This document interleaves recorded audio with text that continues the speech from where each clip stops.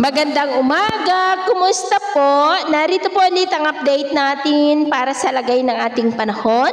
Ngayong umaga po ng July 12, 2025. Sa ngayon po ay patuloy pa rin ang pamumuo ng mga sama ng panahon sa paligid po ng ating bansa. 4 na ang nandyan sa may bandang taas, 3 ang low pressure area at mayroon pong isang bagyo, pero ang mga ito ay hindi na po banta sa ating bansa, kumikilos na po pataas. Pero bahagya pa rin po nilang nahahatak ang habagat at may panibago po ulit na nabuo sa labas ng ating area of responsibility sa silangan po ng Mindanao, about 1,700 km east away. Hindi pa naman po yan inaasahan na lalakas bilang bagyo for the next 2 to 3 days, pero sa darating po na Martes, posibleng makapasok na yan sa ating area of responsibility at posibleng lalakas bilang bagyo at tatawagin po sa local name na Bagyong Krising na lalo po na magpapalakas ng habagat by next week. At ito naman ay pinapakita ng forecast model natin pong ginagamit hanggang po sa susunod na 2 linggo. At sa lagay ng ating panahon,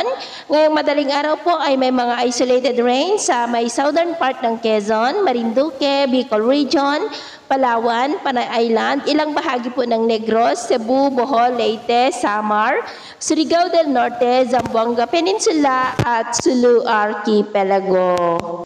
At mamaya po ay sisikat naman ang araw sa malaking bahagi ng bansa, pero may tsansa pa rin ng cloudy skies with isolated rains sa may Metro Manila, Calabarzon, Bataan, Zambales, Pampanga, Bulacan, Cabanatuan, coastal areas ng Isabela, Bicol Region, Mimaropa, Panay Island, Negros, Cebu, Bohol, Leyte, Northern Samar, Caraga, Lanao Provinces, Zamboanga at Cotabato. At mamayang hapon, mas maraming lugar ulit ang makakaranas ng mas maulap na kalangitan with isolated rain sa malaking bahagi ng Visayas, Mindanao at ilang bahagi ng Luzon. Kaya kung lalabas tayo sa ating matahanan, ugaliin po natin lagi ang magdala ng kahit anong panangga natin sa init ng araw at proteksyon na rin po sa mga biglaang buhos ng ulan. At sa atin naman pong mga baybayin, wala naman po tayong nakataas na namang gale warning signals, pero iba yung pag-iingat lamang po kung papalaot tayo para po mas makaiwas sa mga sakuna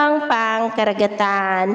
So, yun po ng latest update natin sa araw na ito. Ako po muli si James na nagsasabing sa kahit na pagsubok po na darating sa ating buhay, huwag po tayong mawawalan ng pag-asa. Thank you and God bless!